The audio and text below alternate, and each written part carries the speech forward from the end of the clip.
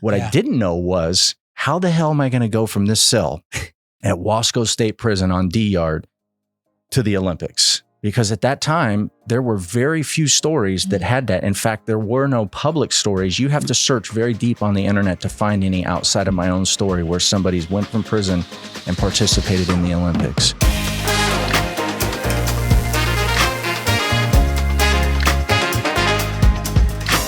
Welcome to Recovery.com, the podcast where we share authentic stories from influential voices about the joys of life in mental health and addiction recovery, and the journeys that led us here. I'm Brittany Baynard, and today we're honored to welcome Tony Hoffman, a pro BMX rider turned motivational speaker, coach, and recovery champion. After battling addiction, incarceration, and mental health challenges, Tony rebuilt his life from the ground up. Today, he travels the U.S. sharing his journey from prison to coaching at the Olympics with honesty, humility, and hope. As the founder of PH Wellness and the Free Will Project, he equips individuals and communities with the tools and courage to face addiction, stigma, and trauma head on. Tony's story reminds us that redemption isn't only possible, it can spark purpose.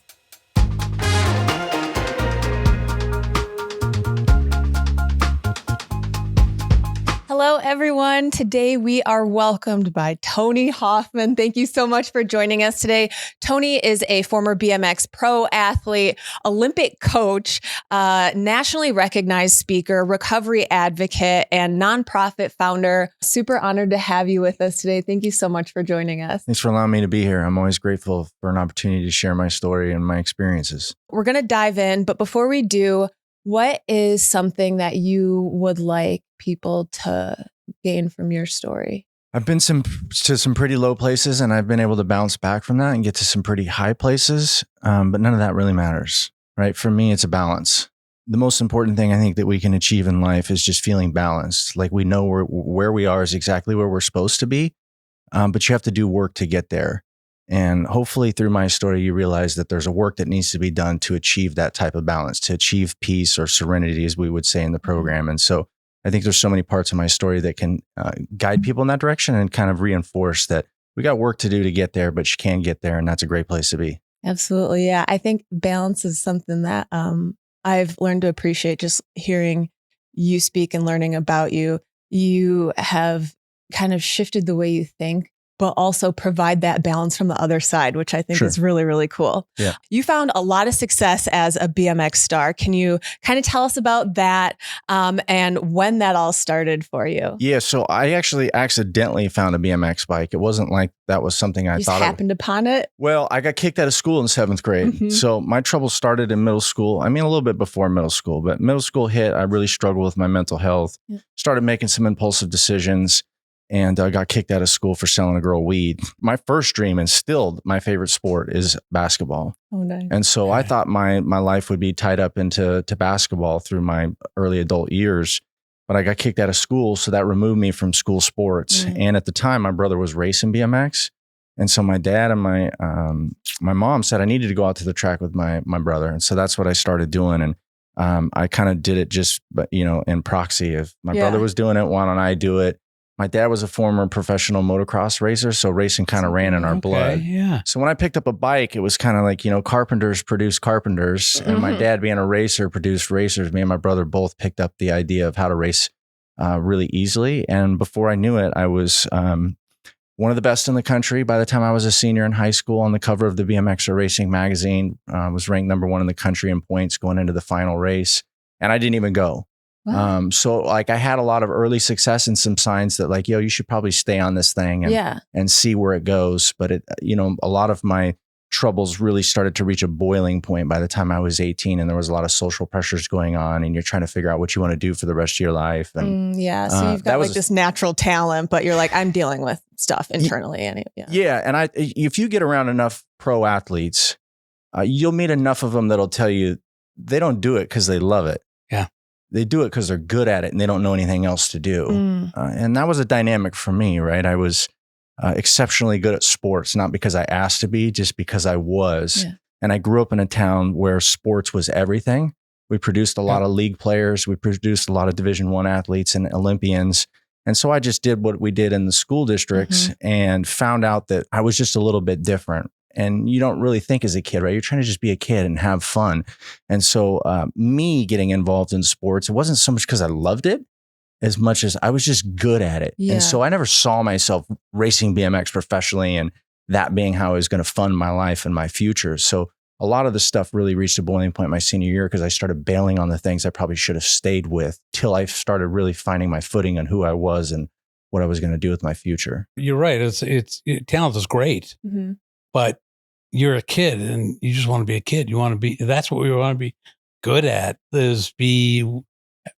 you're seeing everyone else having fun and everyone else having, a kid's life. Yes. And so what was that like? A little bit more into that. Is that really, you saw this pull to, your talent pulling you in this direction, but you're looking at, there was first a conflict or war within myself and what I was experiencing from others around me, starting with like my coaches early in my childhood. I remember my 6th grade basketball coach being very frustrated with me because of me not reaching the potential or working towards the potential that he saw with my talent. And he was just like, don't you want to be a champion? And my answer was no. I want to be normal. Yeah. I want you to leave me alone. Because what I was doing was looking at other kids having so much fun, right? There was no pressure. Right. There was no, expectation of what they were supposed to be. They got to show up to practice and the coach didn't say anything to them. And I was being put in this leadership role that I didn't feel for myself. I didn't feel like I was a leader. I didn't want to tell people what to do. I loved the sport and loved playing it, but there was just a conflict between what others were telling me I was supposed to be, who I felt I was, and then just really what I wanted from that entire experience. It's interesting because you're talking about basketball, which is a team sport. You've got, at least on the court, 4 other people, and you were probably feeling completely alone and isolated. Yeah. And all you want to do is connect. Yeah. And that experience started to multiply when I got into my junior high years and I emotionally started to feel more. There's things we learn about the human brain and the development of the human and, kind of emotions and how when we become young teenagers, things start to really come at us, right? You start to understand your environment. You start to understand mom and dad. Kind of like an awakening of some sort. Yeah. Yeah. And then you start to have these feelings about these types of things. And my father was a workaholic. And this was a big breakthrough I had in my therapy session, probably about 8 years into therapy, which was kind of how I came to know my origin story of where this all started and how it really became what it was about to become. My father was a workaholic and he wasn't around much. He was always at work. Well, basketball was my dream. And I really started to feel this disconnection of self, expectations of others, and looking at everyone else and their experience in the world and what I believed it was like for them. Yeah. When my father was absent from these games after he would tell me that he would promise me that he was going to show up to these games, it left me feeling more isolated, more alone, but more heavily confused. Yeah. Right. It was like, why am I having to experience this? Because I don't think other kids are experiencing this. We were district champions that year and recognized up and down the state of California for how good we were at playing basketball, this team. And I went to the district championship awards myself. I walked there. I was the only kid that didn't have a parent there. My parents were both at work. And what I tell people is it felt like I was in a boxing ring, right? 12 years old. I'm in a boxing ring and I'm getting the shit kicked out of me. The bell ring and I'm supposed to get a 1-minute break or whatever it is, right? And I sit down in a chair and I look across and I see my opponent has an entire team. Yeah. Ice in their face, giving them water. And I look around and I don't got anybody with me. No one's in your corner. And the biggest problem for me was I don't want to fight. And I'm getting the shit kicked out of me. I don't even want to fight. Like, why am I having to do this? So then I become more confused because it's like, why am I engaged in this fight? And why am I getting the shit kicked out of me? Because I just want to have fun. I just want to feel balance. I just want to feel this peace within myself. And that was really when I started to get really disconnected from the world, right? Because then I started to believe if my dad didn't love me and my dad didn't care, there really was no reason for me to care. And that was when I really started to see a massive shift in my behavior in a classroom. And I didn't care about what the teachers had to say. I didn't care about what the coaches had to say, because who are you to tell me what to do? if my father and mother are absent and not even there to tell me what to do or care about me in my mind. Yeah. Yeah. And then adults are like, that's the bad kid. And you're like, instead of being like, why is that kid acting differently than they were prior? Sure. I feel like these adults in your life that were like, why don't you do this? They saw this potential in you. Clearly, like you are a leader. Like they saw this thing in you, but I feel like they weren't looking that step further. It's like, why is he holding back right now? Yeah. Why is he letting something hold him back? Yeah. And I've had, me and my 6th grade basketball coach were great friends now. I tell him I love him all the time. And I went to an NBA finals game and I sent him pictures and we talk, and he asked me one time, he's like, what do you think I could have done different? Wow. And I've had a few of those moments, right? I've had a lot of people tell me I couldn't do what I'm doing right now, right? But I've also had a lot of people look back, apologize and say, well, what was it that I needed to do different? And, I told Ford, I don't know that there was anything you could have done. We grew up in a time where we didn't understand mental health. We didn't understand early childhood trauma or the ACEs type stuff, but I think what could have been done is understanding why my behavior was the way it was and find a way to give me a leadership role that met me where I was at and not the expectations of what a leader is supposed to be. I was just a kid. Yep. Right. Find a different way to engage me as a leader. And that's something we do at my treatment center is we try to find ways to engage guests as leaders to help spark some type of belief in themselves. But that's not, I didn't have that in 7th grade. And it really was when I just decided I'm a lone wolf and it's me against the world. In 7th grade. 7th grade. Yeah. Wow. Okay. Wow. So 7th grade is prior to kind of like you taking off with BMX and so even that happened at such a young age too, like all this recognition, all this like skill and opportunity happening at such a young age. How are you handling that? The BMX thing was a little bit better, right? Because I was dependent on myself. Right. There was the action sports thing really worked out good for me because if I believe I'm a lone wolf, then I don't want anybody else involved. I'm my own coach. I race my own race and the results all depend on me. I feel like in the team environment, when I was at this state of mind, as I was when I talk about 7th grade, the idea of having to lead others made me feel worse about myself because I didn't believe I was capable of doing that. And I didn't want that responsibility. So when I switched over to team or individual sports, I kind of thrived in that, right? I got my own sponsors. I was my own person. I tell people in my book, basketball, skateboarding, and BMX are very similar in that each one of those respective sports, athletes show up as individuals and how they represent themselves through fashion. Skateboarders were very individualized through their expression of fashion, right? When we were kids, it was the big baggy jeans and the skate shoes, jeans, right? And the hair, right? Yeah. And I loved the individualism of those type of things. And so I feel like I thrived in that environment. And that's why when I got to the Reformation period of my life, when I was in prison, when I started to soul search, there were areas of my life that I found served me well. Yeah. And I wanted to keep those and enhance those pieces of who I was. And the individualized version of myself, I felt like there was a lot of power that I held, not to control people, but my presence and this confidence in who I was and what I represented when I was sponsored by Fox, sponsored by Spy, and I was doing my own thing and I was engaging in what I was gifted at. And I felt like, okay, these are the things I need to hold on to. So the pressure there, I don't think it was really causing any problems. Yeah. Because it was all on me. Yeah. The next level of pressure came when there was the societal expectation of what we're supposed to do when we graduate high school. And that was really when I crumbled because I didn't know what I wanted to do. I knew I didn't want to go to college. I suck in a classroom. And you were also you were doing something that isn't part of that narrative.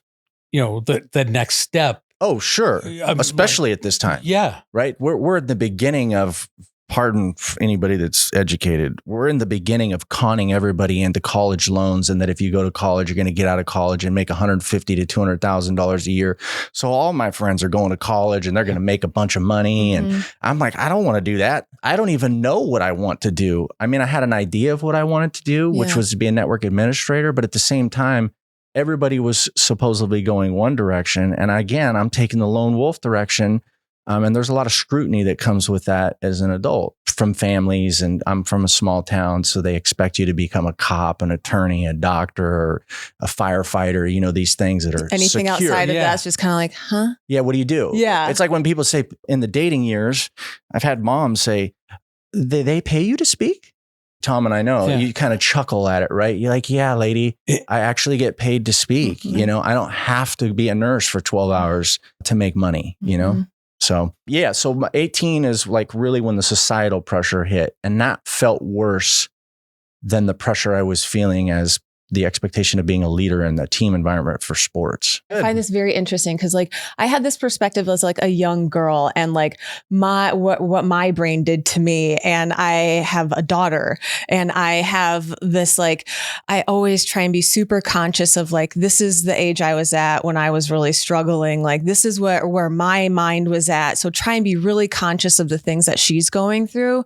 But I experienced that as a girl and I can help her through that as a girl. But I never had that experience as a young boy, and to hear that, like, I know that everybody struggles, but to hear somebody, a man say like, as a young boy, like I felt this way. It's just, I find it really interesting that you guys also had those like just internalized thoughts about yourself. Sure. And I think the mentors around you teach you how to process those moments. And if you're lucky. Yeah, if you're lucky, right? Otherwise you have to teach yourself. Right. And that's why I tell people sleep was the first drug I ever took.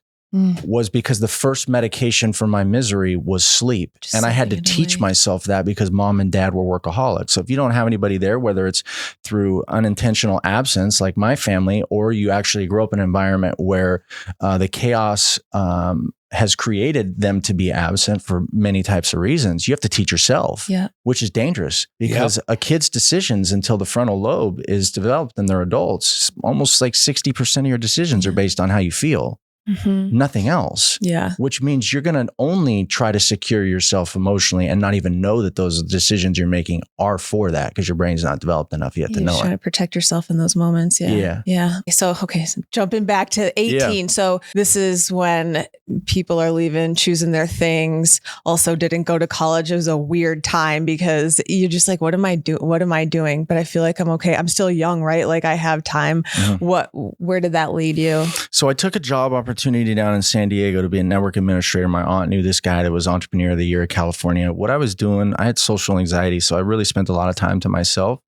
I learned how to build corporate computer networks on my own. I self-taught, read a lot of books on my own, and had a friend that mentored me as well. And I was offered an opportunity to be a network administrator for this guy that was starting a wireless internet company in 2002. So when I knew that I was going to get this job, it was right before I was going to graduate. And so I decided I'm not going to race BMX. I'm going to make a lot of money. That's the most important thing. That's why I was never crowned, if you want to call it that, national age group #1, which is a NAG ranking for BMX, which would have been everybody in the 19 to 27 expert age group. I was ranked #1 going into the final race. I just didn't even go. That's how much I just didn't even care. Put the bike away. I'm going to go make money. Problem is I have this limbo period between graduating high school and moving down to San Diego. And my tribe is at the BMX races. I don't really have a huge tribe at the school. Sure. When I gave up my tribe, my gift, my connection to an empowering group of people, I basically had myself, which was a self-destructive place to be because I struggled with suicidal ideation. My anxiety was through the roof. I was depressed and becoming addicted to sleep. I had everything laid out that this wasn't going to go the right way because I didn't have any type of conversation. I didn't have any vulnerable spaces. Person. Everything was laid out for this to go the wrong direction. And so I started going to parties because that's what every other senior was doing. Sure. You got the time. You did the thing. I got the time in my mind. It's like when somebody goes to treatment and they're constantly breaking the rules and doing all of the things that they shouldn't be doing, telling themselves, I'm never going to come back. I'm not going to relapse. I don't need to pay attention to this stuff, right? In my mind, I'm going to go make 6 figures and everything's going to be okay. So I'm just going to go to parties and do what everybody else is doing until the time being, not recognizing that the actual problem was my thinking and the behavior that I was about to engage in. I could tell myself I'm going down to make 6 figures, but everything was laid down as a foundation to say, this dude's going to self-destruct and it's not going to take very long. Yeah. The actions weren't leading up to 6 figures. Yeah. It didn't. It went from smoking weed to using OxyContin to home invasion robbery within like a blink of an eye. 3 years. But that's like a blink of an eye, right? Like from 18 using your first OxyContin, 21 committing a home invasion robbery for OxyContin. So it went from cover of the magazine, graduating high school, 6-figure opportunity to he's now holding guns and going in a house. to rob people for their prescription medication, it's a pretty big fast fall from grace. When I used to go into schools early on in my speaking career, I used to ask teachers, like, how are you talking to students that are riding a skateboard over a railing? How are you talking to them about risk? Because I think you're thinking two different things. And so here you're a BMX nationally ranked athlete, and the leap to robbery and the things you're doing, to most people, like, wow, that's a big leap. But on a risk, in your mind, is probably risk wise. I've never actually thought about that, but when you did that, there's a very strong connection. Yeah. You stand on top of 40-foot starting hill for a Olympic BMX race. My heart is equally as pounding driving in a car knowing I'm about to go in a house armed with a gun. Exactly. You obviously, you're looking at, okay, prison time, but you're also thinking about, if I make a mistake, people have left in helicopters on these BMX tracks, right? So the impulse risk, adrenaline rush is a very similar type of experience. So yeah, you're probably right. It's not much different when it comes to both produce reward that you're looking for at that time. Sure. And the interesting thing for me was the reason that OxyContin became so powerful in my life, the way I explain it is, sleep was the first drug I ever took because it stopped the suicidal thoughts, it stopped anxiety, and was removed the weight of depression. OxyContin was like sleep, but I could be awake. So I got addicted to sleep because as long as I was asleep, I didn't have to feel. There was relief in sleep. Problem is, when I woke up, missed opportunities, missed responsibilities, which came with more disruption emotionally.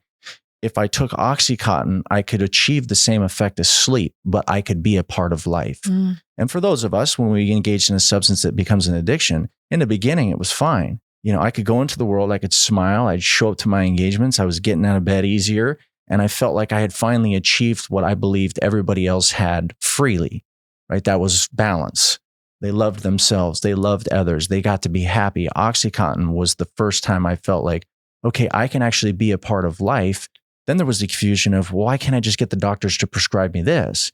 Because when I started sitting down with doctors, 18, 19 years old, and this is back when everybody was bipolar, in 5 minutes, they tell me I'm bipolar. I need to take these tranquilizers and mood stabilizers that made me feel like my soul was gone. It was very confusing because if I took OxyContin, it felt like my soul was renewed.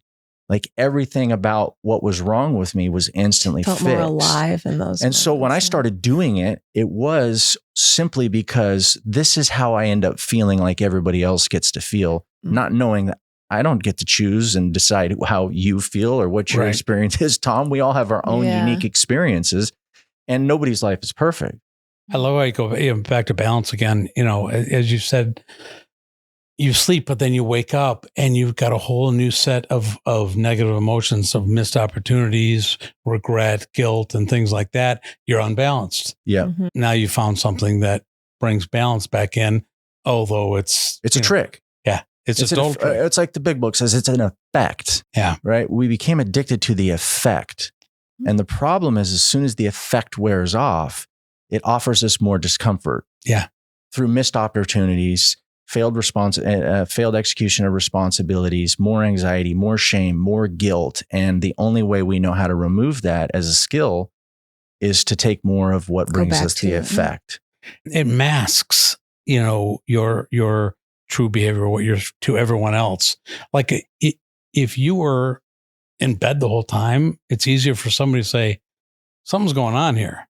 Well, I don't know if people did or not, but if you're walking around doing stuff, although they don't know you're on OxyContin, so they less opportunity for people to really jump in and help. Absolutely. But at the same time, we're talking about early 2000s, people depressed was like a get up, quit being lazy. Yeah. Oh, totally. Yeah. You know what I mean? Nothing to be sad about. And I still hear this today. Sometimes it makes me cringe. It's like, a teenager that says they want to kill themselves is just looking for attention. Oh, wow. I know. Well, I hate to break it to you. A healthy teenager doesn't use suicide as a way to get attention. Right. They have a whole list of other things that they'll do. That should alone tell you that they're having a conflict within themselves versus the reality and world that they're viewing through their eyes. And that we need to figure out how to support them. Yeah. Right. How do you help them make sense of their world? Because that's really what it is. Let me help you make sense. I don't want to tell you what your world is, but let me help you make sense and find that balance within yourself so you don't feel the emotional disruption to the degree that you do because you've learned how to talk yourself out of going there because somebody else has offered you a reality and landscape to think about. Some tools. Yeah. So if anyone did see you sleeping too much, you got that response. You're lazy. They're not really understanding. They started bailing on me. My friends started bailing on me, leaving me behind, and some of that's self-induced, right? I don't blame them for some of it. Sure. If I was going to sleep, I was going to sleep, and they're not going to stop their life for me. But at the same time, I think we know enough now that a healthy group of kids would, have conversations with, "Are you okay?" Because I get them in my DMs from kids. They're very smart today when it comes to the emotional awareness of, how do I have this conversation with a friend? I'm really worried about my friend who's doing X, Y, and Z. Where I don't believe that was ever a conversation to the most degree. I think I had one friend at one point who was worried about me, but mostly because I was selling drugs. And to the degree that I was selling drugs to a community of kids that were upper middle class, and the drugs I was selling them was starting to destroy their life. Oh. His conversation was more or less, "Do you see what you're doing to all of our friends?" And I didn't care at that point because I'm a lone wolf and it's me against the world. Yeah. Don't tell me what I need to do. So I wasn't very receptive. Obviously, I remember it because it was a deep conversation, but also, that would make me feel like, other than like me selling and them buying, what's the difference? I'm doing the same stuff. Right. I'm doing the same thing. Yeah. You can just see the physical sale of it happening. And that's why they are the way they are. And he was actively using ecstasy all the time. Yeah. And you know what I mean? So it was like, but I guess what pot meat kettle. What people don't really see is it's not you're selling this, you're doing this. It's like what they're not seeing is you're just trying to survive. Sure. You're just trying to keep your head above water. Yeah. And at that point you're desperate to do that. Yeah. And I meet that statement with a grain of salt or a gray area, right? Because that is the truth. But at the same time, I was breaking the law. Yeah. I was hurting people's lives. And I made some very poor decisions that not only affected myself, affected others. And there's consequences for that. But meeting me where I was at was, why is Tony really doing this? Mm-hmm. Is Tony a bad person who wants to hurt people? No, because if you got around people that were buying drugs off me, they'll tell you that I never tried to do anybody wrong. Yeah. I never sold them something that was fake. I always made sure that I took care of people because in my heart, that's who I was. What I truly was doing was trying to escape from the misery that I felt. I was a life sentence. Mm-hmm. I felt like I had a life sentence in misery. Selling drugs was a way to keep the supply of the drugs I needed to stop the misery rolling. Yeah. And that was what I just found. I couldn't work at, the grocery store. I couldn't work these jobs because I just felt so discontent in that environment. Sure. Well, we know what's coming. Let's get you to prison. Yeah. Let's get you to prison. Let's get you to prison. We know that's coming. So we know what you're feeling at the time. We know what you're doing at the time. But now you're in prison. I don't know if you want to talk about how you got there, but is that your rock bottom or we're trying to get to that? Homeless is the rock bottom. Homeless is before prison, 6 months stint. I have this story about a couple months before I was arrested. And there were many moments where people started to slowly separate themselves from me, right? The phones stopped getting answered. The doors stopped opening for me to come in. The conversations of, "Hey, you need to leave," started flowing. Was this with family as well as friends? Everybody. Yeah, everybody. I started using needles, so I was reckless. I'm 22 years old, and I was a speedball guy. So it wasn't for me one thing. It had to be an upper and a lower. So it was heroin and meth, heroin and cocaine, always. And that was a reckless thing for upper middle class kids to see. Even when I was going into the projects, gang members would watch me use and they didn't want me around. Yo, you got to get this guy out of here because we don't want to have to deal with his body when he overdoses, right? So there's this moment before I get arrested where there was a couple of my childhood friends left that were the last ones in my life. There was a couple of gang members, Bulldog gang members. If you know anything about Fresno, California, they've had their own gangland show. Fresno Bulldogs are a very notorious Hispanic gang in the United States, but Fresno specifically. And a couple other people that I had met along the way. I'm about to do my speedball thing. And this Bulldog gang member looks at me and he says, are you really going to do all that? Whoa. And I just looked up at him and I said, yeah, bro, don't trip. I was like, if I die, you can just throw me in that dumpster outside these apartments. Oh, You seriously just said That's that? quote. That's a quote. Okay. I was like, if I die, you can just throw me in the dumpster out there. And that was when you could feel everybody's energy. Like, yo, why is this guy here? Because I'm in a different place, right? Like at this point, I'll do anything to stop myself from feeling what I feel. And the level of hatred for myself is just, I know I'm going to die. And if I do, just put me in the dumpster, but don't stop me from doing what I need to do to keep myself from feeling what I'm telling you and you're hearing. So I do this and we get ready to leave. We start walking out of the apartment. And in my mind, I'm going to my buddy Nathan's truck with Henry. And everybody's walking out and they start speeding. Some of them are like jogging. And everybody gets to their car and I'm just walking, trying to process everything. They get in their cars, they back out and they just drove off. And I'm like, well, I know they saw me. Like, they left me here. Mm-hmm. And that was it. Like I started to realize, I think I don't have anybody left. They left me. Walked the street the entire night, confused. Yeah. But high on meth, super high on meth. So talking to myself. And that was like the first night, like I was like really starting to have conversations about who I've become. I couldn't talk the way you hear me talk. Yeah. Stuttering and not being able to put thoughts together. And I just remember telling myself, like, you fried your brain, you fucking piece of shit. Like, what have you done? And I'm like in the middle of nowhere in Fresno around the airport, just walking around 2 a.m. And it shattered me. You know, there's nobody to call. I don't have anybody that's going to come and save me. There's no place I can go to warm my feet, take a shower. Physically isolated. Yeah, every bit of isolation and confused. Mm-hmm. You've had support structures your entire life. Yeah. Until they're 100% gone. Sure. And I burned them all. My parents tried to help me. Yep. Jenny's parents tried to help me. Jeff's parents tried to help me. Tony's parents tried to help me. Like I've got names of homes that were like, Tony, come stay with us. You can start over here. We know your family's not helping you anymore, but you can start. The Shins family tried to help me multiple times, right? So when I tell you that people have given up on me, it's not because they didn't want to help me. It's because they couldn't. Because as soon as you open the doors, I sold drugs out of your house. Because as soon as you opened the doors and I promised you I'd get a job, I slept till 5 p.m. And it was like, I couldn't see that I was the problem. I couldn't see that I needed to wake up to my behaviors, to my thinking, and I needed to make these big changes. And mostly because at the time I felt like it was unfair. Why do I have to do this?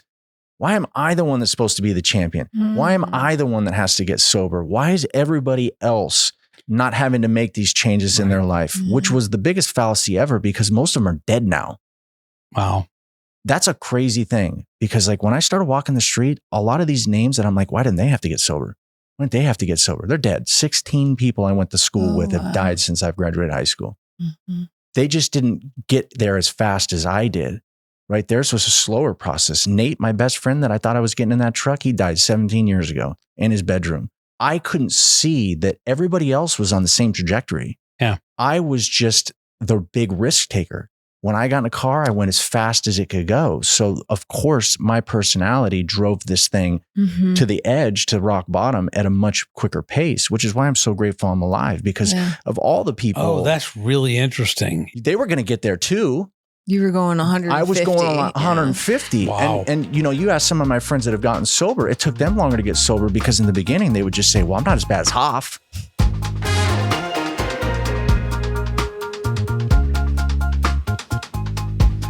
This podcast is brought to you by Recovery.com.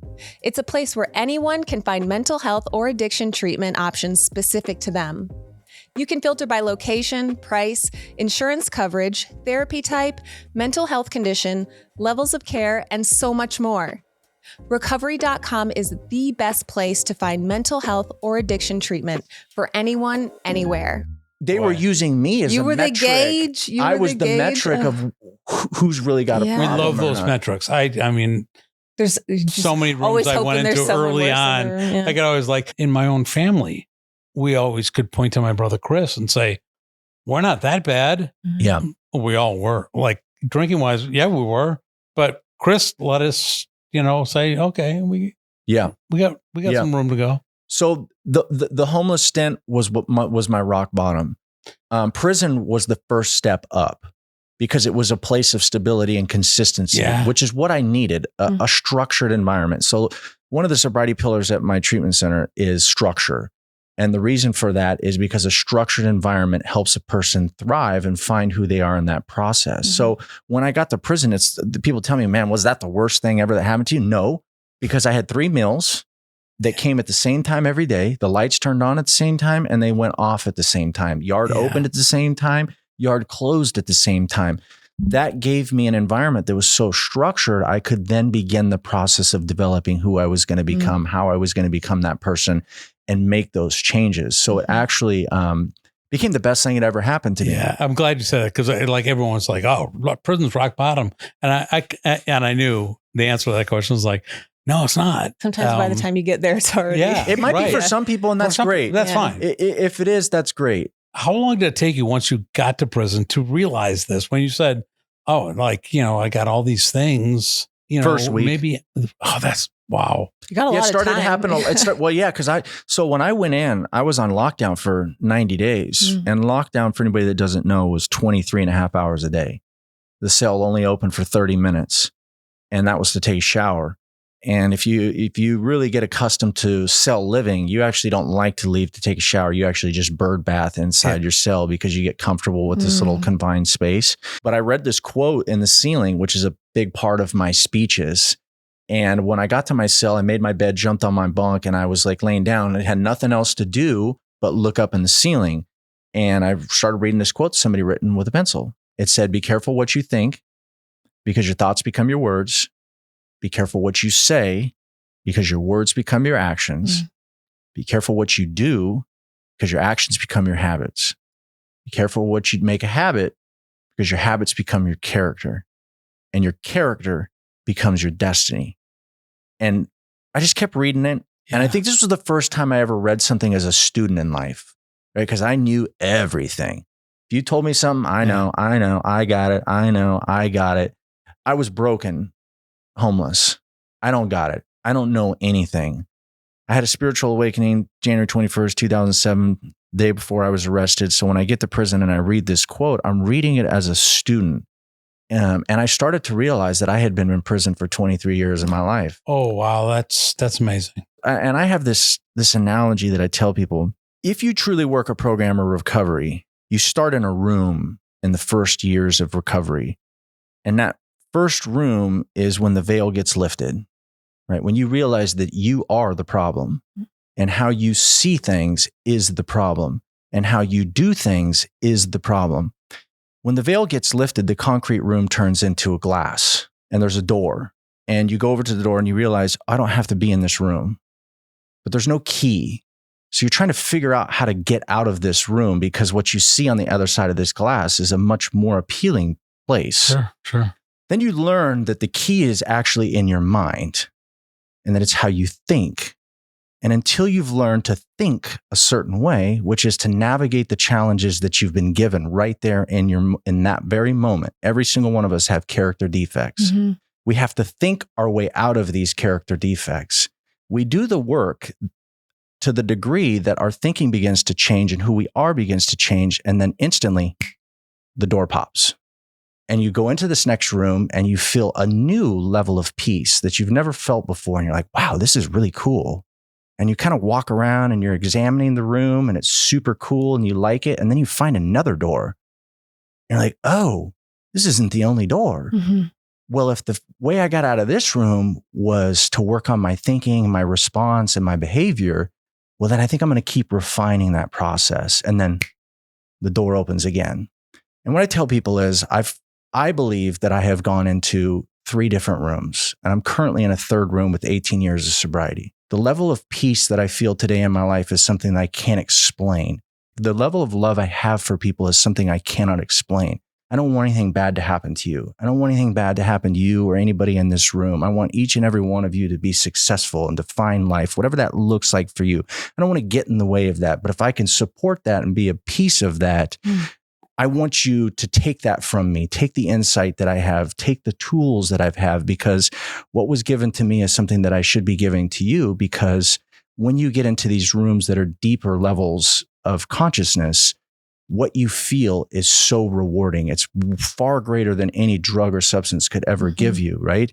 But when I got to prison, when I was in that cell, the veil was lifted. And I think that was why I started to realize, okay, I'm not supposed to be here, but I have to work my way out of here. And my relationship with God that I have now is actually going to call me to these places. He's going to call me to being better. He's going to call me to loving more. He's going to call me to helping more.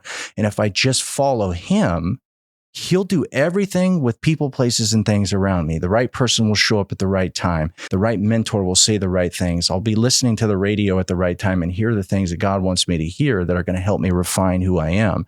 That started when I was in Wasco State Prison. I decided, you know what? These are the things that I am. I'm an athlete. I'm not a student. I think I got time to get back on my bike. I need a platform. I think God wants to take me to the Olympics. I need to start a nonprofit organization that uses my gift to help people give back what I was given that I didn't ask for, which was the Free Will Project. And I wanted to become a professional speaker. I really wanted to tell people about what I had gone through in my life and make sure that people like young Jameson didn't go through the same things that I went through just by simply telling them my story. What I didn't know was, how the hell am I going to go from this cell at Wasco State Prison on D Yard to the Olympics? Because at that time, there were very few stories that had that. In fact, there were no public stories. You have to search very deep on the internet to find any outside of my own story where somebody's went from prison and participated in the Olympics. That's amazing. What I read in a really big book called the Bible, that was my path, was that if you could be trusted with little, you could be trusted with much. I've gone into prisons and talked to recovery groups, and there's some amazing work being done now, thankfully. But this was a long time ago. Like, what did you find? Like, how did you do that? Like, I love how, like, this lone wolf all of a sudden is thinking differently. Yep. But are you still a lone wolf? Did you find? And I still fight that, right? Because I have social anxiety. Yeah. And my fiance laughs about it. She's just like, God, you can get in front of so many people to speak. And then we go to a restaurant and you like tense up. You know, being in a public environment around a lot of people I don't know, it just makes me anxious and I just like doing my own thing. But I knew that I needed answers and I didn't have the answers on my own. And then my spiritual experience leads me to the Word of God through the Bible. Well, that's a really confusing book. That makes a lot of words. Yeah. There's a lot of words that make no sense. And I'm like, trying to figure this out. And divine circumstances. Every place that I went to after I left Wasco State Prison was exactly where I was supposed to be, that met me where I was at and fed me the food that I was able to digest. So when I went from Wasco State Prison, I went to Tehachapi, and my neighbor George was a very spiritual person. So I confided in him. He didn't understand the Bible to the degree I needed to do, but he understood prayer and spirituality and kind of a relationship with God. And his neighbor invited me to the church services at Tehachapi, which actually engaged me more into like the spiritual realm. And I hate to say religion, but a relationship with God. And then when I was transferred to Avenel State Prison is when I found the person who would become my mentor, the person who would disciple me. His name was Toby Wade. He was the one that was very versed in the Bible. He was the one that showed up for me every single day and taught me how to be disciplined and held me accountable. Yeah. Because I'd never been in that position with the new state of mind, right? Hungry and willing to do whatever it takes. I now needed somebody to show me what that looked like. Yeah. And so he would pull me off my bunk. He would say, let's go, let's study. He would say when we were done, he would say, okay, read this out. He would say we were going to study this. And so through his example and his leadership, he was able to depart to me the tools that I was going to need to go into the world and accomplish a lot of these goals. And it wasn't easy. And it's taken a lot of work, a lot of work. Like when I say we study for like 6 hours a day. Dang. And he's a black dude. I'm a white dude. In California prisons, you're not even supposed to be sitting down with. Oh, really? Oh, yeah. Wow. That's a big no-no. And I'm sitting down, you can feel, all the white boys judging me because I was sitting down with the black dude that, if they've got their skewed view of things, but I didn't care. And Toby and I are best friends still.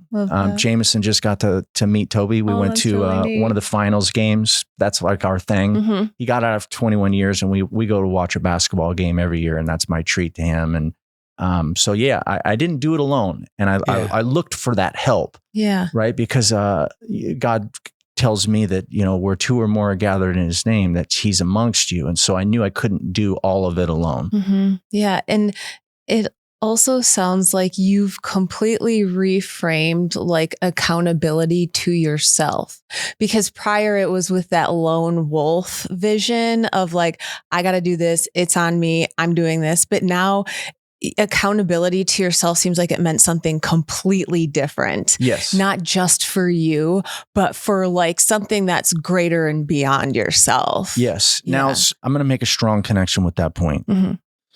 There is a story right now of a young man named Chance Marsteller. He was in treatment and he saw my TED Talk.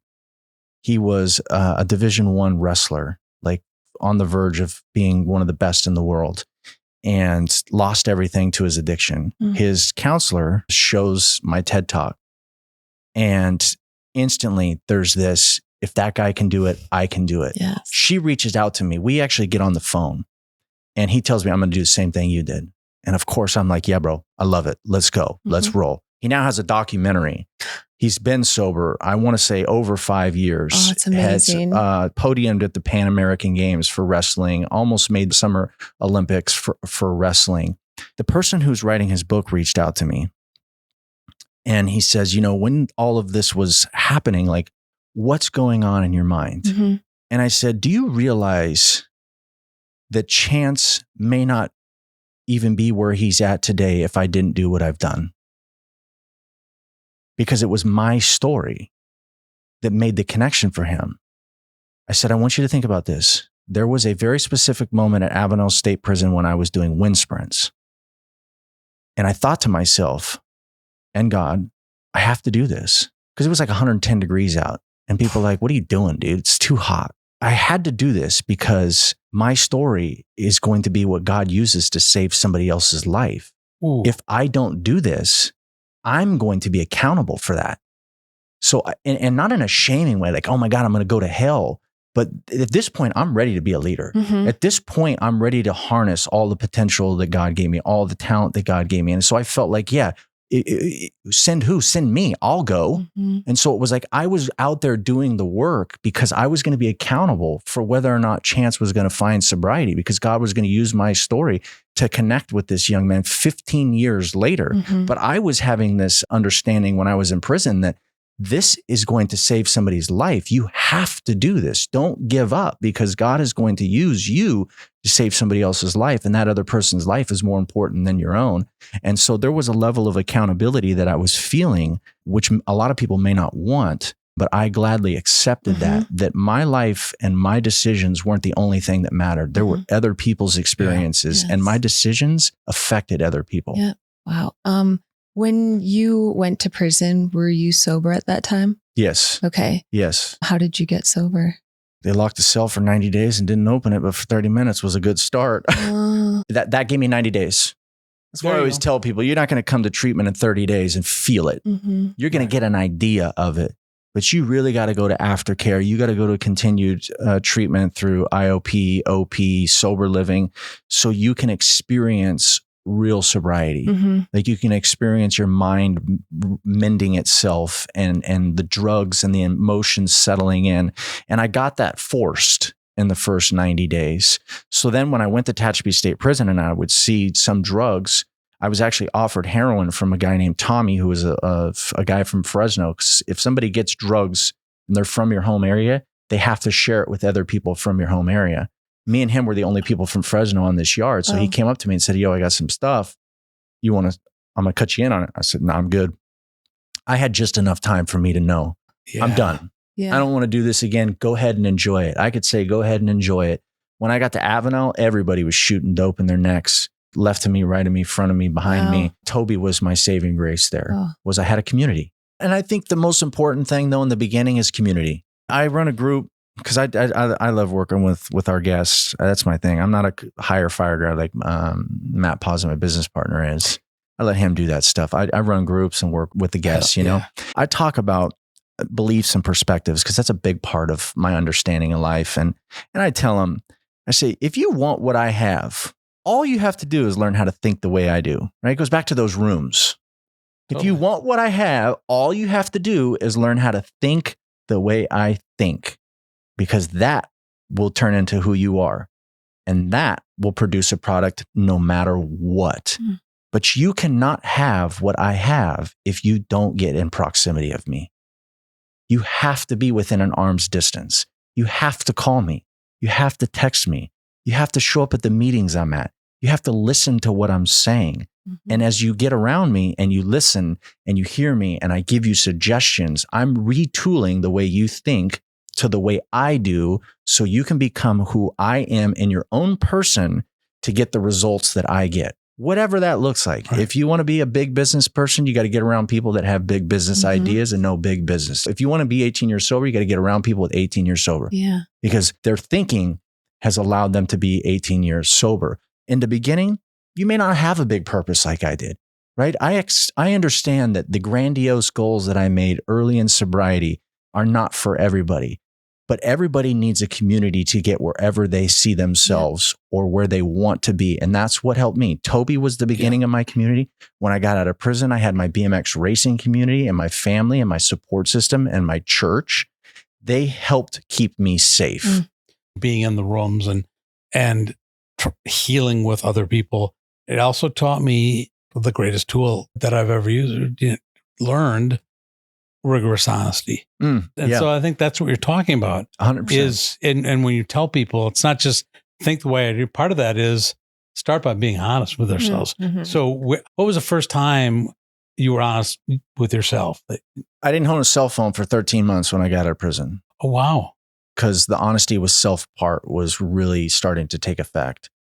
So our sobriety model, my sobriety model, is a foundation of spirituality and self-affirmation. The first pillar is willingness, which is the hardest one because I can't teach you willingness. The second one is honesty, which is the hardest pillar because it's twofold: honesty with self and honesty with others. That's the culmination of rigorous honesty. Yep. I knew that if I had a phone, I might call the wrong people. Ooh. I might text the wrong person.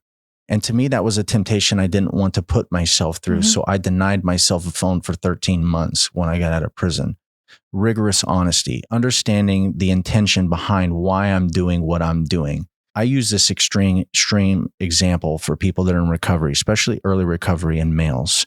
If you go into the dating world and you do not sit down with a female and tell her that you're in recovery, you're in a very slippery slope, because that one tells me that you're either still ashamed of who you are or you don't want her to know, which is dishonesty.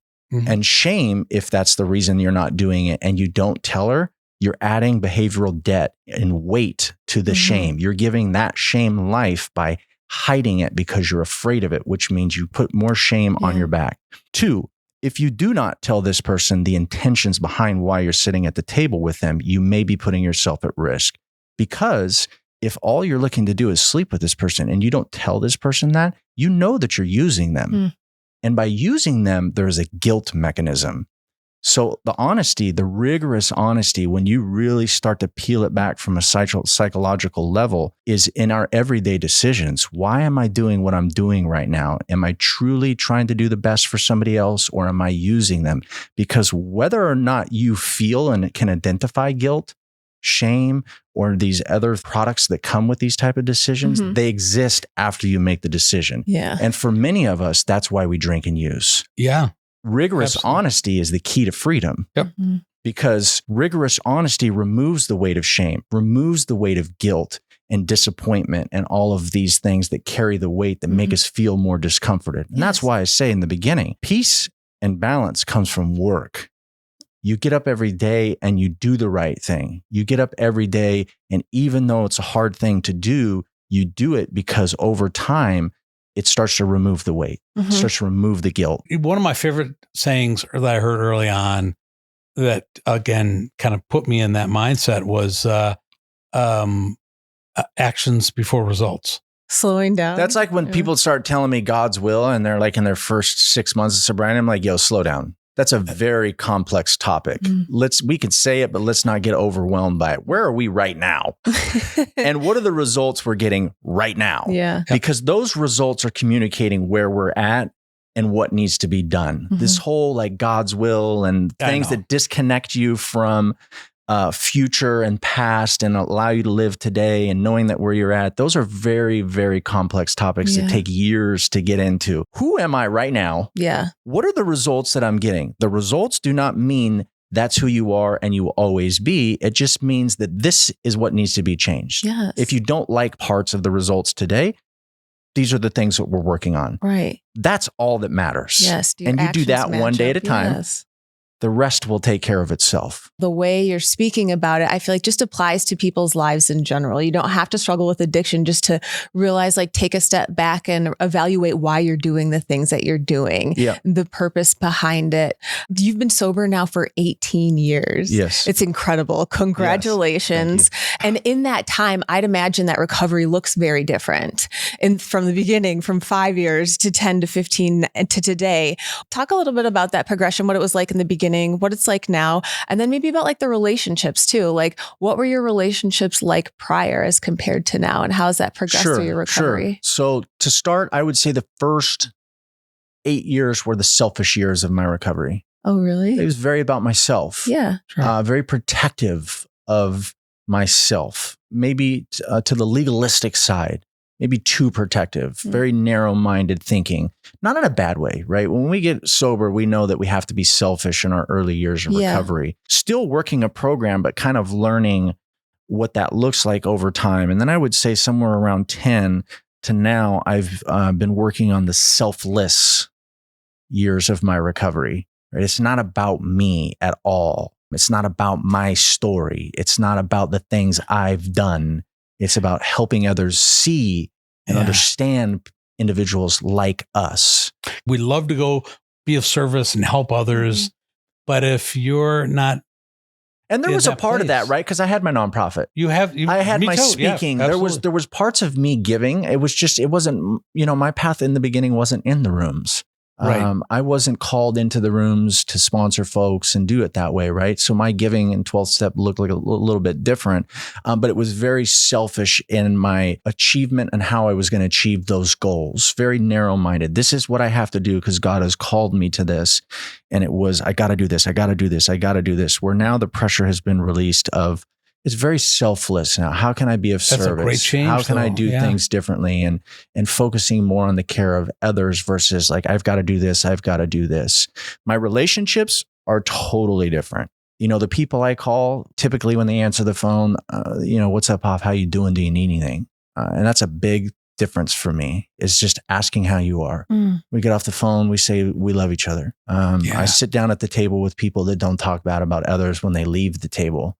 And we don't talk about others when we're at the table. We lift each other up. We talk about ideas and how we can help more people and the things that we can do with the gifts that we have. And that's, I think, part of me getting into that third room. Yeah. Because you don't get into that third room without similar thinking. Right. So once you get to that level of thinking, you recognize the different layers of thinking other people have.